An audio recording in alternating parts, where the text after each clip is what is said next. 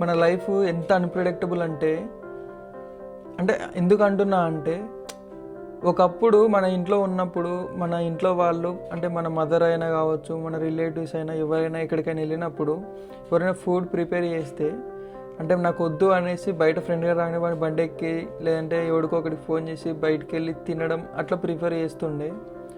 But అదే కొన్ని years తర్వాత అంటే ఒక ఇంటికి వదిలి ఒక డిస్టెన్స్కి మూవ్ అయిన తర్వాత అప్పుడు అంటే లైక్ హాస్టల్స్లో ఉండే వాళ్ళకి కానీ లేదంటే ఒక రూమ్ తీసుకొని లైఫ్ లీడ్ చేస్తున్న వాళ్ళకి బ్యాచిలర్స్ అంటారు కదా, సో వాళ్ళకైనా అంటే నాలాంటి వాళ్ళకి వీళ్ళందరికీ ఒక థాట్ వస్తుంది.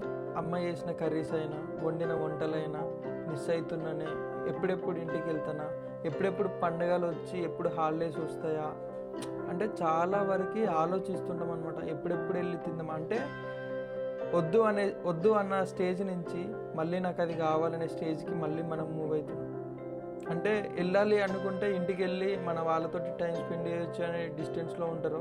సో మీరు మంత్కి అట్లీస్ట్ ఒక్కసారైనా వెళ్ళి మీ పేరెంట్స్తో అయినా మీ ఫ్యామిలీతో అయినా ఫ్రెండ్స్తో అయినా అంటే మనం చేసిన చిన్న చిన్న పనులు బయటికి వెళ్ళి ఫ్రెండ్స్ వాళ్ళని కలవడము, వాడిని వీడిని గెలకడము, బయటికి వెళ్ళి క్రికెట్ ఆడడం ఇలాంటివి ఉంటాయి కదా.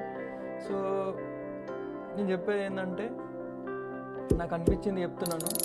సో ఎవరిని మర్చిపోలేము, ఎందుకంటే ఆ స్టేజ్ నుంచి మన చుట్టూ తిరిగి ఇక్కడికి వచ్చి సింగిల్ బ్రతుకులు బతకడము, ఒక రూమ్లో కూర్చోవడము, లేదంటే బయటకు వెళ్ళి ఏదో ఒక పని చేసుకోవడము, అలాంటి స్టేజ్కి వచ్చేసినామంటే ఏదో ఒక రోజు అనిపిస్తుంటే అరే ఎప్పుడెప్పుడు వెళ్తామా ఇంటికి వెళ్ళి అని గట్టిగా ఊపిరి పీల్చుకొని మొత్తం ఊరంతా తిరిగేసి అందరితోటి మంచిగా కలిసి వెళ్ళి క్రికెట్ ఆడి అట్లా అంటే మనం చేసినవన్నీ మళ్ళీ చెయ్యాలి అని చాలా వరకు ఉంటుంది. బట్ కొన్నిసార్లు వెళ్ళలేక ఆగిపోతుంటాం. ఇలా చాలాసార్లు అనిపిస్తూ ఉంటుంది. అదే మన వాళ్ళకి ఎవరికైనా షేర్ చేసుకుందాము అనుకుంటే వాళ్ళకి చెప్తే వాళ్ళు ఎలా రిసీవ్ చేసుకున్నది వేరే వాళ్ళకి ఎట్లా కన్వే చేస్తారు. సో మళ్ళీ మన మీద చీప్ అయిపోతాం అనే బాధ ఉంటుంది అనమాట. సో అందుకే ఎవరికి షేర్ చేసుకోకుండా స్ట్రగుల్స్ అయినా హ్యాపీ అయినా ఏదైనా ఇక్కడ వచ్చిన వాళ్ళందరూ ఏదైతే అదే అన్నట్టు ఉంటారు ఉన్నన్ని రోజులు. ఫస్ట్ ప్రిఫరెన్స్ అయితే మీ ఫ్యామిలీకి ఇవ్వండి, తర్వాత ఫ్రెండ్స్. సో ఏ పండుగకి వచ్చినా ఏది వచ్చినా కానీ ఇంటికి వెళ్ళి టైం అయితే స్పెండ్ చేయడానికి ట్రై చేయండి. అంతే మరి, నెక్స్ట్ వీడియోలో మళ్ళీ కలుసుకుందాం. Bye bye.